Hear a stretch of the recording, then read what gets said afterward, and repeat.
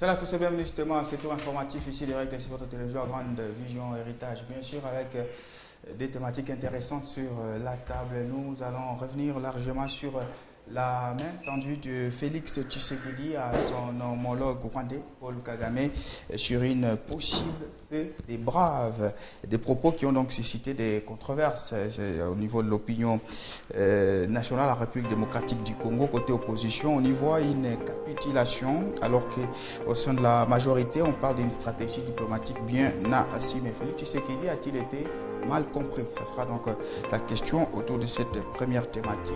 Et puis, vous le savez encore toujours en Belgique, à moins qu'on ait des gommes, ce sont des mots forts de Félix Tshisekedi pour dire non au dialogue.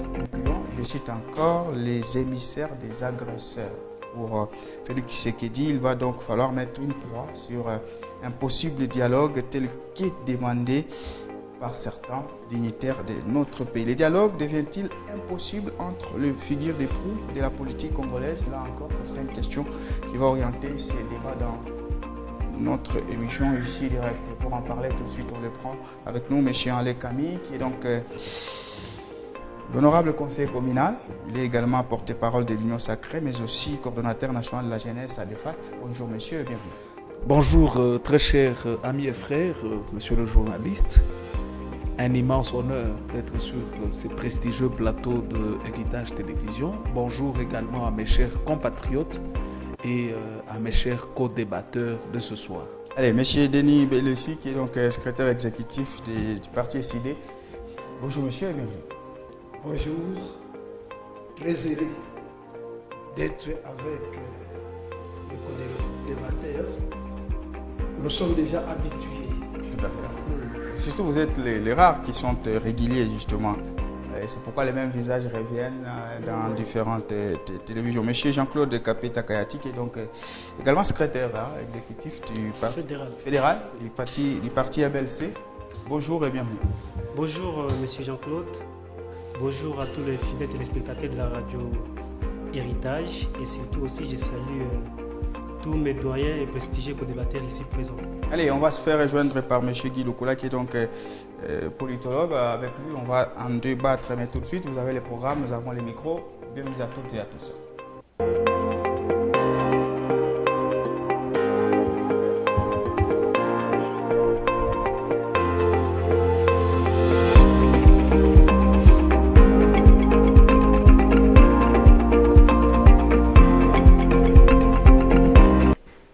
Félix Tshisekedi a donc appelé son homologue rwandais Paul Kagame à une paix des braves, des propos qui ont donc suscité des controverses au niveau national, la République démocratique du Congo. Côté opposition, on y voit une capitulation, alors que du côté de la majorité, on pense que c'est une stratégie diplomatique bien assumée. Avec vous, M. Alain Camille, on a tout suivi. Justement, Félix Tshisekedi, du côté de la Belgique, appelé Paul Kagame à justement un dialogue pour aboutir à ce qu'il a qualifié à une paix des braves. Est-ce que vous, après, vous avez compris les controverses qu'ont suscité les propos du président Félix Tshisekedi en République démocratique du Congo, surtout au sein de l'opposition? Merci, monsieur le journaliste. C'est un secret de polichinelle. Il a tenu ses propos au su et au vu de tout le monde en tendant la main à celui qui, dans son schéma mental et dans le schéma mental d'une grande frange de la population congolaise qui pense qu'il a tendu la main vers celui qui représente les forces qui agressent la République démocratique du Congo. Mais je voudrais ici dire que ce n'est pas un signe de faiblesse, parce que lui-même l'a dit, qu'il n'est même pas prêt à être un homme faible. Pas seulement lui, la République, notre chère nation, n'est pas prête à être une nation faible face à ce petit pays du Rwanda. Le son de cloche que j'ai personnellement entendu dans le chef de l'opposition, nous comprenons l'opposition congolaise, et c'est connu de tous qu'en ce jour, j'exemplarise par cette métaphore, si Tshisekedi décide que je vais lutter contre le paludisme, l'opposition entière dira nous soutenons le moustique. Justement parce que Tshisekedi a dit qu'il va lutter contre le paludisme. Donc, ils pensent dans leur mental que faire l'opposition, c'est s'opposer à tout ce que Tshisekedi dit. Et pourtant... Alors, M. Alekami, comment on peut appréhender ces gestes-là? Pourquoi aujourd'hui tendre la main à Paul Kagame? Il l'a bien expliqué. Il l'a dit dans plusieurs salons diplomatiques, plusieurs salons politiques, au nom de la légitime défense. Quand nous nous défendons, tout en n'utilisant pas une force foudroyante, le fait que nous défendons l'avancée des ennemis, ça se marchande sur la scène internationale comme pour dire Tshisekedi ne veut pas de la paix, Tshisekedi est en train de tordre tout le processus de paix en marche, et on présentait Tshisekedi comme un vent en guerre, comme lui-même l'a dit.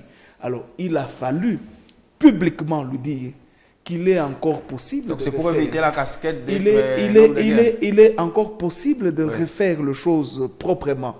Je te tends la main, cher frère, tout en lui disant, écoute, mais ce n'est pas te tendre seulement la main. Il ne suffit que tu ôtes ta main sur les terroristes qui causent terreur, tuerie dans la partie orientale, et nous parlerons en tant que frères. Et c'est un signe d'une très grande portée diplomatique. Merci. Et c'est un signe, permettez 30 secondes, c'est un signe qui prouve à suffisance que nous avons un président très très mature et largement mature dans le monde diplomatique. Il n'est pas faible et le Rwanda le sait parce que 48 heures avait suffi pour que Goma tombe, mais sous Tshisekedi, on parle en termes des années. Alors, Monsieur Jean-Claude, on a suivi Félix Tshisekedi avec la ligne dure contre Kagame. Il demandait des sanctions par ici et par là, et tout d'un coup, voilà, on cherche un dialogue. Est-ce que vous aussi, vous y voyez une portée diplomatique, comme vient de l'assumer M. Alain Kami, que c'est un geste d'une portée diplomatique et pas une capitulation comme prétend l'opposition? Merci beaucoup, M. Jean-Claude, une fois de plus. Je salue l'intervention de mon co-débatteur, M. Alain Kami. C'est très pertinent tout ce qu'il a dit. Mais moi, je trouve ici qu'il y a un problème de compréhension des concepts utilisés par le chef de l'État. Okay. Je pense que le vocable paix des braves dépasse l'entendement de certaines personnes. Le vocable paix des braves a été utilisé par le général de Gaulle. C'était dans les années 1958. Et il voulait faire une proposition de paix aux indépendantistes algériens pendant la guerre d'Algérie. Oui. Alors, l'expression paix des braves signifie, n'est-ce pas, parvenir à un accord à l'amiable dans le respect mutuel entre les deux adversaires dans un conflit qui a duré pendant longtemps. Ça, c'est ce que le chef d'État voudrait expliquer ou bien voudrait dire.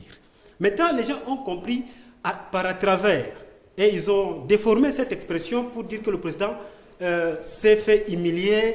Le président, n'est-ce pas, il a demandé pardon à Kagame. Les gens pensent que le président n'a pas été logique puisqu'on demandait plus de sanctions au Rwanda, mais tout d'un coup, on semble dérouler quand même un dialogue. Je vais y arriver. Toujours dans la même démarche de demander sanctions contre le petit pays, le Rwanda, le chef de l'État, par la médiation angolaise, il vous souviendra que le 15 février 2023, il y a eu une rencontre qui avait été proposée par la médiation angolaise sous l'égide du président angolais João Lourenço. Oui.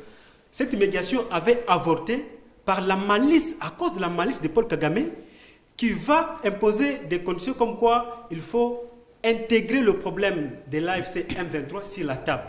Et là, le gouvernement était catégorique. Le chef de l'État avait refusé. Et cela a énervé même le chef de l'État, voire le gouvernement congolais, pour dire nous ne pouvons pas négocier, n'est-ce pas, avec les pantins. Oui. Mais par la médiation angolaise toujours, on a si réconcilié tous les deux camps. Il fallait se rencontrer maintenant cette fois-là le 16 décembre 2024 pour signer un accord de paix. Et Kagame a brillé par une absence totale. Toujours avec des prétextes comme quoi il faut intégrer, n'est-ce pas, le cas des M23 sur la table de négociation. Le chef de l'État a accepté pour dire on ne peut pas lui donner raison. Il faudrait quand même qu'on accepte le cas des M23. Cette fois-là, c'est le Doha qui prend la main et récupère la situation de l'Angola. Et puis, la situation va être transmise, récupérée par Doha sous l'égide des États-Unis. Excusez-moi, je vais un peu chiter par là. 30 secondes, comme ça. Oui. Lorsque l'affaire est arrivée à Doha, jusqu'aujourd'hui, au mois de juin, vous avez vu, on a signé l'accord de paix de Washington. Alors, il fallait que les deux chefs d'État se rencontrent, n'est-ce pas, aux États-Unis pour finaliser cet accord et puis cesser les hostilités, n'est-ce pas, et que Kagame lève la mesure qu'il appelle la mesure défensive sur notre sol. Et puis qu'il retire, n'est-ce pas, ses troupes sur notre sol. Mais cela s'avère qu'il faut que ça soit sanctionné par l'accord entre le gouvernement congolais et l'AFC M23. Qu'est-ce qui se passe maintenant à Doha? Kagame manipule ces gens-là. Ils viennent sur la table avec des revendications comme quoi il faut qu'on les laisse la partie Est, donc les deux provinces, Nord et Sud Kivu, qu'on les laisse diriger pendant 8 ans. Il faut le brassage et mixage. Voilà, il faut, s'il vous plaît, il faut l'amnistie générale de tous les rebelles au regard de tous les crimes qu'ils ont commis. On doit les amnistier. Ça, le gouvernement est catégorique et refuse. Voilà pourquoi le chef de l'État a demandé à Kagame que je suis encore là, je suis constant dans ma position, mais je demande à ce que nous puissions parler, parce qu'il l'a toujours réclamé. Merci. Monsieur Denis Belesiko, vous avez compris quoi dans les propos de M. Félix Tshisekedi, dans ce qu'il a proposé, une paix des braves? C'est-à-dire la diplomatie a échoué. Cette proposition, ça relève des droits internationaux publics. L'audience pour poser ces problèmes, c'était normal. Puis c'était dans le cadre des États et les organismes internationaux sur le développement. Tout à fait. On ne peut pas avoir le développement sans la paix. Et surtout les pays qu'on a besoin d'exploiter beaucoup, c'est la RDC, mais les problèmes se posent avec les voisins. Sur ce point-là, c'est bien. Lorsqu'il parle de belliquer, et à plusieurs fois quand je passe ici, j'utilise ça, non? J'ai dit que Kagame, c'est un belliquer, il n'y a que deux possibilités. Soit la brutalité, ou bien la douceur. Je crois Félix n'a pas de possibilité, puisqu'il a essayé avec l'armée qui était à Goma, à Bukavu, ça n'a pas tenu. Maintenant, il pense que je vais m'humilier. C'est un acte de militaire selon vous? Oui. Donc proposer de dialoguer avec quelqu'un, c'est s'humilier? Oui, c'est Kagame, c'est un belliqueux. Un État belliqueux, c'est un État qui cherche à envahir un autre État. Et en réalité, la RDC n'a pas besoin d'envahir. Il avait raison. Tout à fait. Quand il dit que la RDC n'est pas belliqueux, il avait raison que la RDC n'a pas besoin de terres des Rwandais. Maintenant, ce sont les Rwandais qui ont besoin de terres et ils sont déjà dans notre territoire. Et lui, une fois qu'il a la possibilité pour se battre, ça ne va pas tenir, il faut s'humilier. Il n'y a que deux possibilités pour vaincre un belliqueux. Par la force ou bien la douceur. La douceur. Et vous pensez que c'est une bonne option choisie par Félix Tshisekedi? Cette option a été proposée depuis longtemps. Celui qui était de sa sécurité, l'homme de Kabila là qu'on avait pris à la sécurité, qui... Non, c'est lui qu'on avait arrêté là. François Béa. François Béa. À une période, ils avaient essayé sur cette voie-là. Et ce que les Congolais regrettent, c'est ce style versatile. Aujourd'hui, il dit, je ne peux pas causer avec Kagame. Et le matin, on se réveille comme ça, on voit Félix avec Kagame à Doha. On dit, c'est Félix ou bien une autre personne. Donc, cette façon-là, c'est ça. Donc, vous condamnez la manière. Les Congolais ne croient plus en lui. Donc, Monsieur Guy Lukula, politiquement, est-ce qu'on peut... je suis seul, vous m'avez pas dit. Non, il y a... Mais tu as pris beaucoup de temps. Tu as pris du temps, vous étiez presque à la fin de vos idées. Si à ajouter, ajoutez 30 secondes. Il est en train de tourner. Il ne va rien ajouter de bon. Il a séché déjà. Il a tout terminé. Il a séché. Je reviendrai à vous. Pas même terminé, il a séché. Vous aurez d'autres minutes, sans problème. Voilà, ils ont fait. Est-ce que politiquement, on peut appréhender d'une autre manière l'attitude du président Félix Tshisekedi à l'égard de son homologue rwandais? Je commencerai d'abord par dire non, de ne pas accepter tout ce que mon co-débatteur Denis Bellessi a expliqué tout à l'heure. Permettez de saluer ceux qui sont en train de nous suivre et à mes co-débatteurs avec qui nous sommes habitués pour honorer toujours toutes vos invitations et d'être présents toujours à la chaîne de télévision Héritage. Effectivement, politiquement, le chef de l'État a toutes les raisons. Il est très positif dans sa façon d'agir. Vous allez comprendre que la politique va de pair avec la constante, avec la dialectique. Donc, je voulais parler de l'approche dynamique. Donc, s'accrocher à quelque chose qui a produit les fruits à un certain moment, c'est tout à fait naturel que quand j'ai déjà reçu avec cette première phase, que je puisse changer mes attitudes parce que les solutions sont là. Quelles sont les solutions? De tous les temps, rentrons un peu dans l'histoire, la balkanisation du Congo était quelque chose qui était préparé par les démocrates américains et l'ensemble de l'Union européenne. Aujourd'hui, nous avons les Américains républicains qui sont avec Fatih, qui sont avec les Congolais. Et aujourd'hui, l'Europe entière a accepté que le déstabilisateur de la République démocratique du Congo, c'est bel et bien Kagame. Autant de tours que le chef de l'État a utilisé dans sa diplomatie, certains l'ont condamné pourquoi il voyage et les pays dans ceci, cela. Ces voyages ont produit les fruits. Aujourd'hui, c'est tout le monde qui est unanime, même Denis Bellessi qui s'est dit de l'opposition. Il sait que le déstabilisateur de l'Est de la République démocratique du Congo, c'est Kagame. Non, c'est connu depuis longtemps, non? Non, il n'est pas seul, Kagame. Oui. Il y a Kagame, vous informer. Il y a Kagame et l'Europe et le reste du monde entier qui volaient, parce que le voleur principal, c'est Paul Kagame, et les recelaires, c'est l'Europe. Oui. Vous comprenez? Et aujourd'hui, les donnes ont changé. Ils ont tous accepté qu'il doit mettre fin à cette guerre imposée il y a de cela 30 ans.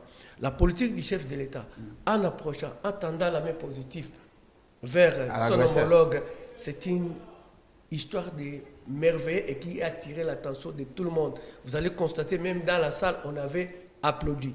Et maintenant, la plus grande chance que nous avons, c'est du fait que le chef de l'État, dans les accords, puisque c'était d'une affaire économique, on ne peut pas parler de l'économie pendant que nous sommes en guerre. C'est tout à fait naturel que le chef de l'État puisse dire à son homologue, moi et toi et moi, avons la possibilité de faire la paix, à la seule condition que tu retires tes patins. Merci. Et cette fois-là, il les a respectés, que tu retires tes soldats sur notre territoire, afin que la paix soit. Voilà, M. Alain Kabi, il a parlé de l'échec diplomatique. Alors, on sait que M. Tshisekedi est sur un front, du côté de Doha. Il y a un front à Washington qui a quand même été signé, mais qui attendait quand même l'aval de ces deux présidents. C'était des prouesses diplomatiques. Tendre curieusement la main à Paul Kagame, est-ce que ça ne met pas en mal un peu les deux processus ou ça ne remet pas en cause ces deux processus? En réalité, quoi se passe? Je pense que le peuple nous suit. C'est l'effondrement morceau par morceau de l'empire du mensonge. L'empire du mensonge est en train de s'effondrer.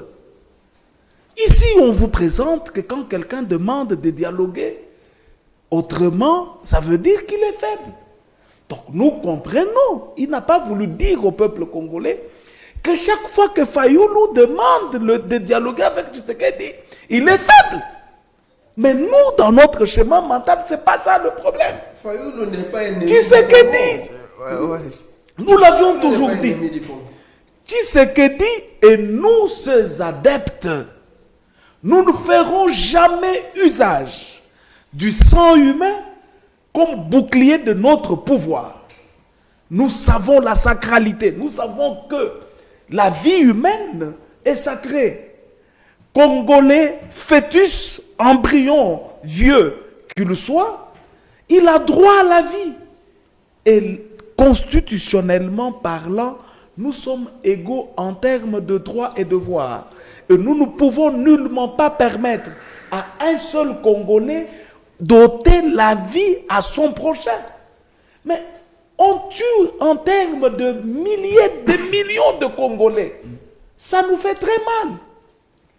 Tshisekedi dit oui, cher frère, si toi tu es sanguinaire, moi je n'en suis pas un. Je t'étends encore la main. Et je prends le monde entier à témoin. Et il l'a bien souligné parce qu'il a interprété ces mots. Il dit, écoutez, que personne ne vous trompe que je suis faible. Je ne suis même pas en voie de devenir faible. Et là, c'est le représentant de la nation qui rassure au peuple congolais qu'il est prêt à toute éventualité pour mettre fin à ces scénarios qui a sémé violation de droits fondamentaux du peuple, viol de nos mamans, terreur, tuerie en masse ou carnage. Ça, c'est un président qui rassure. Et voilà, qu'est-ce qu'il dit? Même si on me tuait, il demande une simple chose à l'opposition. Nommer, identifier l'agresseur. Condamner l'agresseur. Qui de l'opposition est capable aujourd'hui de dire, écoutez, ici, il ne s'agit pas de la défaite, cher à l'honorable Jean-Louis Kalambangidou, il ne s'agit pas de l'UDPS, il ne s'agit pas de la POSEN, il ne s'agit pas de l'ESID, il s'agit du patrimoine que nous avons en tout commun. Congolais a déjà nommé quand même.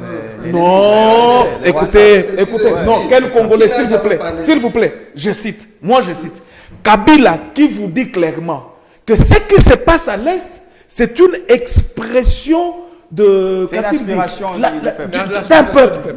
Est-ce qu'il pointe du doigt l'agresseur? Ou soit vous allez dites-moi qu'il n'est pas congolais, je vous croirai alors. Parce que lui n'a pas abordé les choses dans cette optique. Voilà, merci. Monsieur Jean-Claude Kapeta, il y a le langage et là, il s'est tué. Non, il y a le langage belliqueux. À Kabila, tu soutiens Kabila? S'il vous plaît, il va répondre. Il y a le langage belliqueux. Un belliqueux n'écoute que la force. Parlons maintenant de la réponse rwandaise. On a vu tous la réaction de Paul Kagame et même de certains des dignitaires rwandais. Bon, ils ont l'air un peu de se moquer au fait de cette main tendue de Félix Tshisekedi par rapport aux contentions qu'on connaît, puisqu'il y a eu des propos trop outragés entre les deux. Est-ce qu'aujourd'hui, cette main tendue a plus de chances d'être bien accueillie du côté du Rwanda? D'ailleurs, le chef Lum, il a rappelé dans le salon où il était avec la diaspora congolaise en Belgique, il a dit que j'entends, je pense qu'ils vont réfléchir, malgré les réponses qu'ils ont données. Je mets ça de côté, je ne l'entends pas, je ne l'écoute pas, mais plutôt j'attends, ils vont réfléchir, ils vont me donner la réponse. Et ils vont toujours réfléchir et donneront la meilleure réponse par rapport à cette main tendue. Mais la main tendue de notre président Félix Antoine Tshisekedi Tshilombo n'a pas commencé aujourd'hui, parce que dans toutes ces déclarations, imaginez-vous, rappelez-vous plutôt, après les élections de 2023, il a toujours clamé haut et fort et à haute et intelligible voix que moi je vais discuter avec leur acteur principal, l'auteur de la guerre qui a perduré à l'est du pays, endeuillé le Congolais pendant plus de 30 ans. C'est Paul Kagame. Je ne vais pas discuter avec les panthères. Alors, j'ai écouté M. Belesi parler de la brutalité ou bien de la douceur pour parvenir à régler la question du conflit à l'est. Bon, nous devons un peu réfléchir sur la brutalité d'abord, parce que la brutalité, c'est la méthode de fait en relations internationales. C'est-à-dire, il faut utiliser le fait, il faut utiliser la guerre. Oui. Pour faire la guerre, il y a trop de conditions qu'il faut réunir pour, n'est-ce pas, parler de la guerre. D'abord, nous devons avoir un soutien international des États qui doivent nous soutenir. Si le Rwanda, aujourd'hui, par la tête haute, c'est parce que le Rwanda sait que toute l'Europe est derrière lui. Le Rwanda sait que le salon dans lequel il était quand il a déclaré ces propos-là, c'était devant ses parrains. Vous imaginez le Rwanda qui introduit, n'est-ce pas, la demande à l'Union africaine et à l'Union européenne pour revoir les frontières de la République démocratique du Congo. Les frontières que nous avions acquises depuis l'indépendance. C'est le Rwanda, c'est devant ses parrains. Avant même l'indépendance en 1886. Imaginez-vous. Et donc le Rwanda était devant ses parrains. Donc, s'il faut parler de la brutalité, Nous, la RDC, nous n'avons pas de soutien, ça il faut l'avouer. Mais vous parliez quand même de la diplomatie agissante depuis longtemps. Voilà, nous n'avons pas de soutien. Raison pour laquelle la diplomatie agissante du président de la République est en train de produire des effets positifs. Aujourd'hui, le deal avec les États-Unis, si moi je souhaiterais d'ailleurs que le Congo soit cédé aux États-Unis comme le Koweït, comme le Doha, comment on appelle le pays là, le Qatar. Parce qu'aujourd'hui, qui touche le Qatar touche les États-Unis, qui touche le Koweït touche les États-Unis. C'est comme aussi l'Israël. Vous touchez l'Israël, vous avez touché les États-Unis. Moi, je souhaiterais que ça soit comme ça. S'il faut même vendre toutes les matières données aux États-Unis, pourvu que le peuple congolais vive dans la paix totale, nous devons le faire. Parce que il faut bien sauver des vies. Il faut bien sauver des vies. Oui, mais parce que non, mais normalement, non, merci monsieur. Malgré les efforts, malgré les efforts que le président est en train de fournir pour mettre à niveau notre armée, nous savons très bien que notre armée a déjà été désamorcée par l'AFDEL, qui est entré ici avec des fifres rwandais qui ont pris nos officiers et les humiliés à Kitona. Okay. Et donc, réformer une armée, construire une armée forte, ça ne prend pas, n'est-ce pas, un mois, une année, des ans. Mais pendant 18 ans, on a passé tout le temps à désamorcer notre armée, à tuer l'âme de l'État congolais. Monsieur Belessi. Vous voyez? Merci, et monsieur. Puis, vous nous appelez à aller en guerre. Merci, monsieur. Monsieur Belessi, voilà, la réponse rwandaise, est-ce qu'on peut l'anticiper? Quelle doit être cette réponse, puisqu'on sait que c'est un conflit qui a perduré. Le Rwanda aujourd'hui, avec les deals de Washington, ne devrait vraiment pas avoir aussi des manquements par rapport à la République démocratique du Congo, parce qu'il semblerait que le Rwanda sera aussi satisfait de ces deals-là. Quelle doit être la réponse rwandaise si on l'anticipe un peu pour résoudre ce problème? Oui, puis c'est très souvent, même en suivant Félix Tshisekedi, il veut à tout prix que les opposants puissent accuser le Rwanda publiquement. Oui. Mais les opposants en ont fait à plusieurs fois avant lui-même. Quand il a amené même Kagame à Kinshasa, l'opposition n'était pas d'accord. Oui. Mais ils ont applaudi. Même Kabila, qu'on ne considérait pas de tout le monde, n'avait jamais amené Kagame à Kinshasa. Et Kagame est arrivé pour la première fois. Tu ignores l'histoire. Et pour enterrer même, je pense que tu n'étais pas mais ce débat a aussi un aspect pédagogique. Comment pouvons-nous laisser une contre-vérité passer? S'il vous plaît, on va les laisser finir. Mais de contre-vérité comme ça. Et les étudiants qui nous suivent, ils parlent de l'AFDEL. Oui. Le président Paul Kagame était acquis. Avec Kabila, il était acquis. Comment il peut confirmer? Alors vous accusez seulement AFDEL. MLC là, non? MLC, c'est... aux questions. Non, c'est un parti belligérant. MLC a mené la guerre dans un contexte particulier. S'il vous plaît. MLC n'a pas combattu un régime constitutionnel. Vous n'avez pas la parole. MLC n'a pas combattu un régime constitutionnellement établi. Voilà, vous allez réagir. La Constitution a interdit le recours aux armes. Oui, voilà. Aujourd'hui, nous avons la Constitution. Lisez l'article 64, l'article 190. Est-ce que vous pouvez voter? Ça interdit le recours aux armes. D'accord, on vous a laissé Non, je suis en train de vous recadrer. Non, s'il vous plaît, qu'il finisse. MLC était rebelle. C'est sur base d'un accord aussi que MLC s'est retrouvé. Nous disons ceci. Vous qui? Nous, de l'ECD. Ah oui, c'est pas de l'opposition. Non, je suis venu. Mais l'ECD, c'est un parti de l'opposition. Je ne peux pas parler pour toute l'opposition. On a invité. Parce que vous ne connaissez pas amplement. On a invité. Qui vous accompagne dans l'opposition? De l'ECD. Est-ce qu'on peut les moi. Ici, je suis en train de représenter Martin Fayou. Non, vous me dérangez. Pour rien. Non, vous êtes des bavards. Vous me dérangez. Vous me dérangez, vous êtes des bavards. Il est complètement perdu. Non, vous m'empêchez de parler. Je dois quand même parler. Laissez-moi le temps et l'honneur de parler.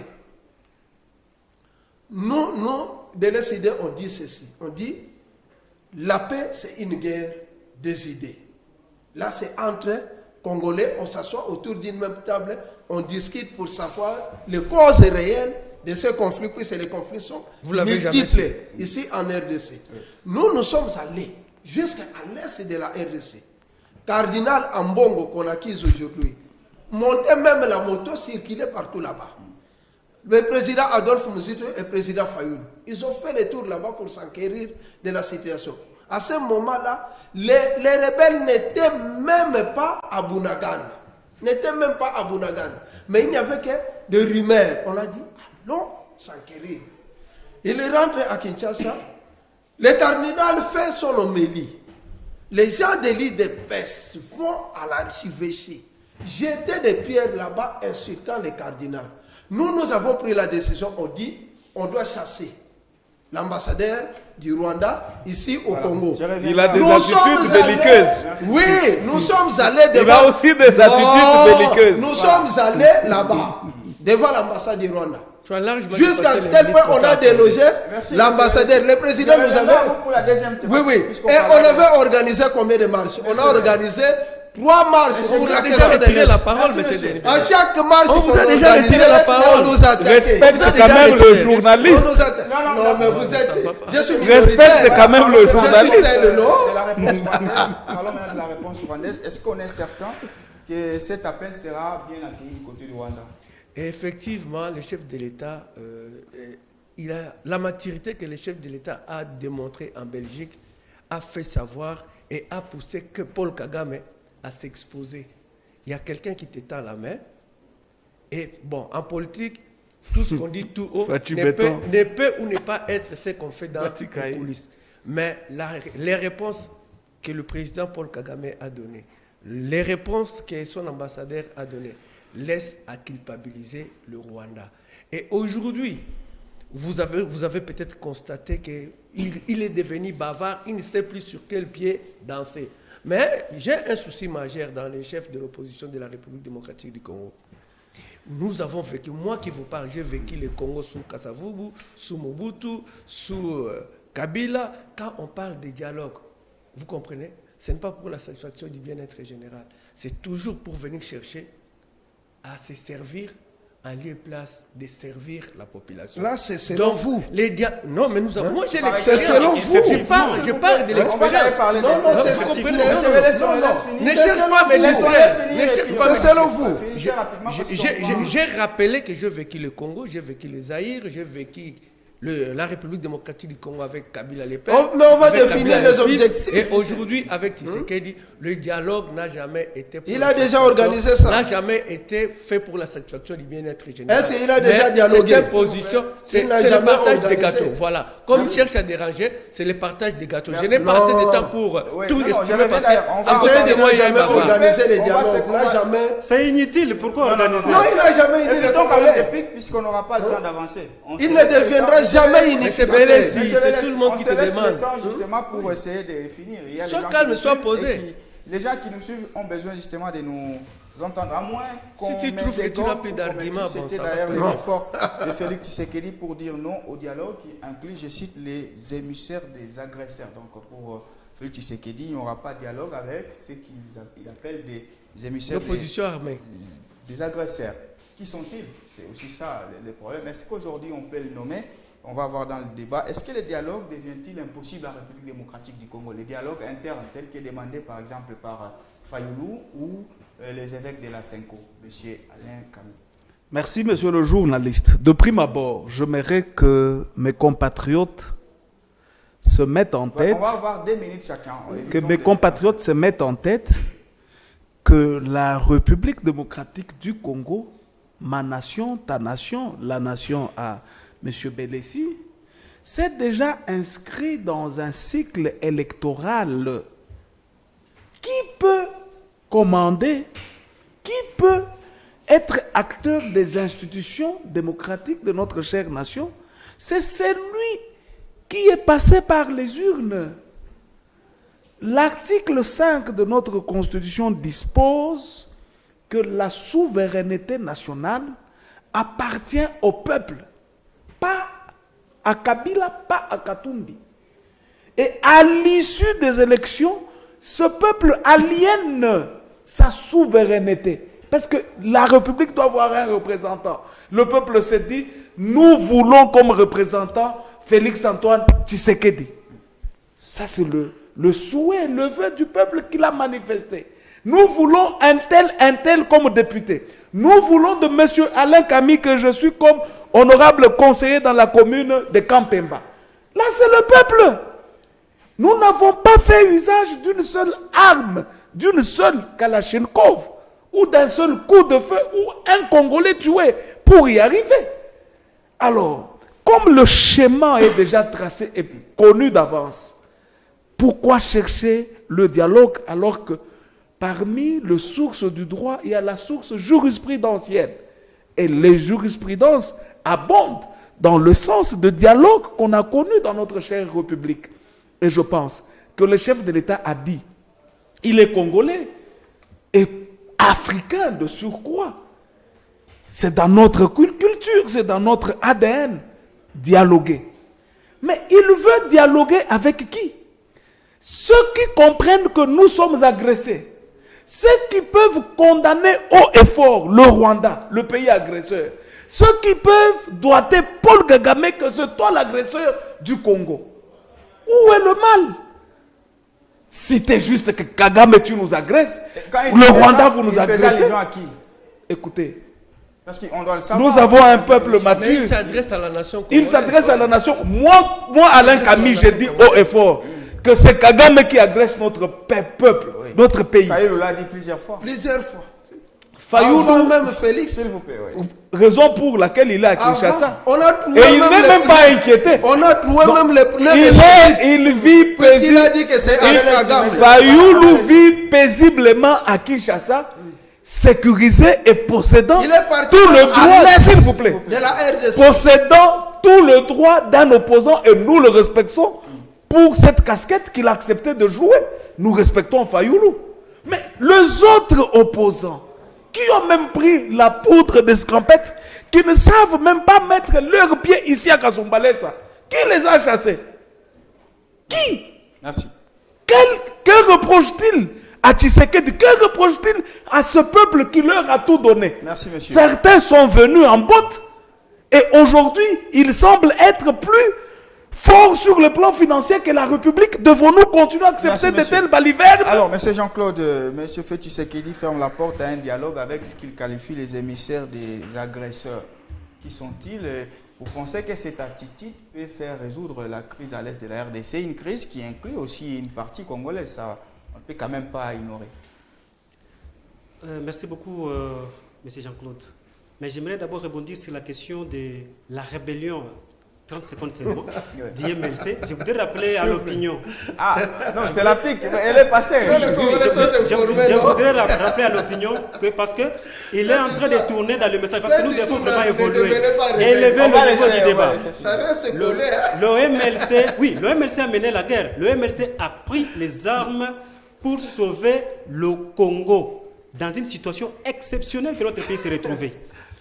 Le MLC a pris les armes, s'il vous plaît, le MLC a pris les armes pendant que notre pays était attaqué en interne par une armée étrangère. Il vous souviendra que le barrage d'Inga était occupé au Congo central par des Rwandais et Kinshasa a été coupé de l'électricité pendant un mois. Et cette humiliation ne pouvait pas passer inaperçue aux yeux de Jean-Pierre Bemba, jeune qu'il était à l'époque de 38 ans. Il a décidé, n'est-ce pas, d'entrer dans le jeu pour sauver le peuple. Vous savez combien de nos mamans qui avaient été violées pendant que le RCD, qui était une armée, une rébellion constituée de Rwandais, à l'intérieur du pays, était en train d'attaquer notre pays dans le fond. Raison pour laquelle Bemba, je vous recommande, Bemba a écrit un livre. Bemba a écrit un livre de 13 chapitres. Il faut lire ce livre et vous allez comprendre comment il a mené la guerre. Pourquoi il a mené la guerre? Ce livre s'intitule Le choix de la liberté. Lisez ce livre et vous allez comprendre. Merci. Partout où il est passé, tout ce qu'il a fait, il l'a énuméré dans ce livre, il a expliqué. Alors, je passe à la question des dialogues. Vous savez, monsieur Jean-Claude, de la conférence depuis la conférence après l'indépendance, la conférence des... Je ne peux pas. Des Malgaches, depuis la conférence comment on appelle la capitale malgache? Depuis la conférence de Madagascar jusqu'à l'accord de la Saint-Sylvestre, les dialogues en République démocratique du Congo n'a jamais produit des effets positifs. Mais ça dépend de comment on l'engage. Parce que là, on parle d'une crise sécuritaire. Je l'ai détaillé. Il a raison de depuis, parce que c'est la première conférence après l'indépendance, il y a eu des dissensions au sein de notre pays. Et la première conférence qu'on a organisée à Madagascar là-bas Après cette conférence, il y a eu la conférence des Coquillateville. Après cela, il y a eu des conférences de dialogue et de dialogue. Ça n'a jamais produit des effets positifs.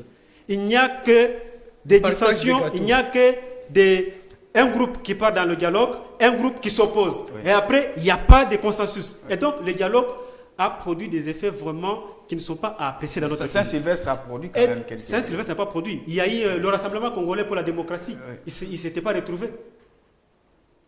Vous vous rappelez? Et en plus, le premier ministre qu'il fallait être nommé, ce n'était pas lui qu'on avait nommé. Félix Tshisekedi était opposé. Vous vous rappelez? Oui. Alors, je vais dire, sur la question de débauchage. Sur la question de la dénonciation que le président réclame, le dédoublement des partis politiques. Vous avez posé votre temps. Rapide, 30 oui, secondes. 30 secondes. Le président de la République sait qu'il y a des gens qui manifestent des attitudes tellement belliqueuses, comme il a dit lui-même, telles que les religieux, tels que les Nanga, les Kabila. Bon, ces gens-là, vous allez les associer dans le dialogue. Pourquoi? Merci. Monsieur Denis Belessi, pourquoi vous demandez le dialogue et surtout le format proposé par les religieux qui sont de la Senko? Il n'y a pas de famille sans dialogue. Si dans une famille, il n'y a pas de dialogue, s'il vous plaît, dialoguer, oui, non, avec qui? Qui peut le dire? Morte. Très souvent, on acquise seulement des dialogues. Mais nous aussi, nous acquisons l'illégitimité des chefs de l'État. Aucun président n'est passé normalement.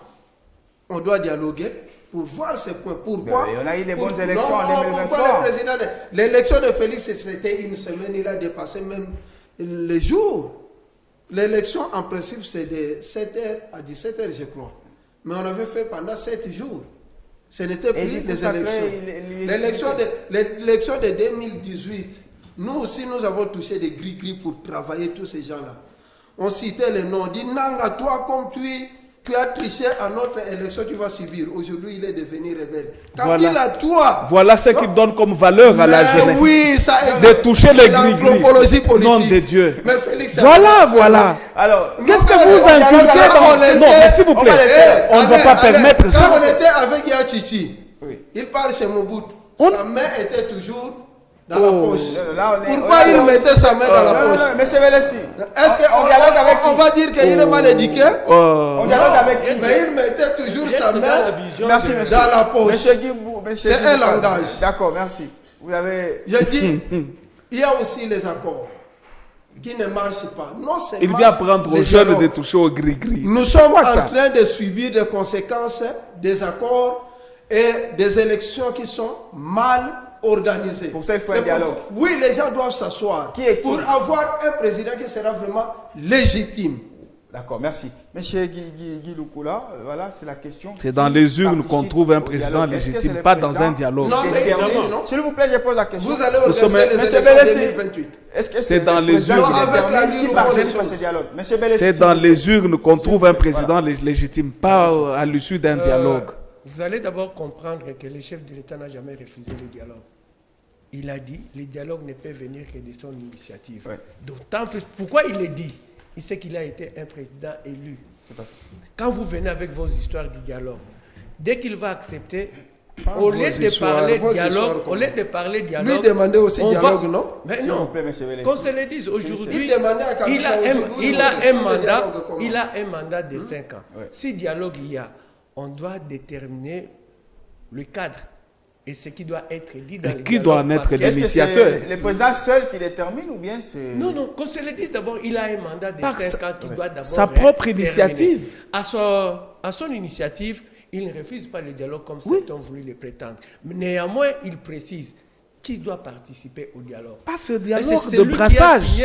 C'est lui qui a signé un pacte avec... Tu tues et tu veux qu'on dialogue par après. Et c'est celui qui tue à l'est de la République démocratique du Congo pour participer au dialogue en fait d'être blanchi. Est-ce que nos morts vont-elles se ressusciter? C'est manquer du respect à nos morts. Est-ce que dialoguer avec Nanga qu'on a tués, ils vont les ressusciter dans ce dialogue?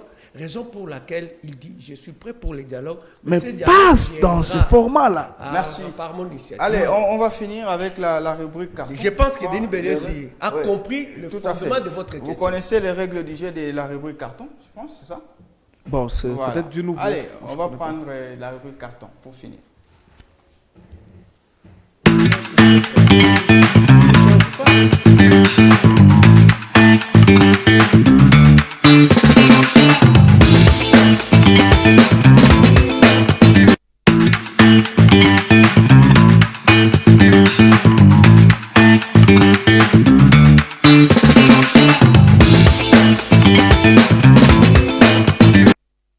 Voilà, on va prendre cette rubrique, les cartons. Donc, les cartons rouges, c'est une sanction négative sur une personnalité politique sur base de ses œuvres. Le vert, c'est une sanction positive. Et le jaune, c'est un avertissement. Et donc, vous avez le droit de choisir un seul carton que vous allez adresser à une seule personnalité. Je commence par M. Denis Bellessi. Déjà, merci d'avoir été avec nous. Quel est votre carton d'aujourd'hui? Par rapport à qui? Non, c'est au choix. Bon, j'ai choisi le carton rouge pour Corneille Nangaa. Et raison. Pourquoi? Qu'il cesse. Avec la rébellion, nous n'avons qu'un seul pays, qui est la RDC. Les Congolais doivent s'asseoir autour d'une même table, discuter les points qui font fâcher et nous réconcilier. C'est la paix qui gagne. Merci. Monsieur Jean-Claude Capeta, quel est votre carton d'aujourd'hui? Aujourd'hui, j'ai choisi le carton rouge pour la SENCO et tous ceux qui revendiquent ou bien qui réclament le dialogue. Parce que la SENCO n'est pas une structure honnête qui peut réclamer le dialogue dans notre pays aussi longtemps qu'ils font passer inaperçu ce qui se passe à l'est du pays. Ils ne condamnent pas les actes posés par la rébellion. Il a parlé quand même de M. Mbongo qui était là, à moto. Ce n'est pas passé inaperçu.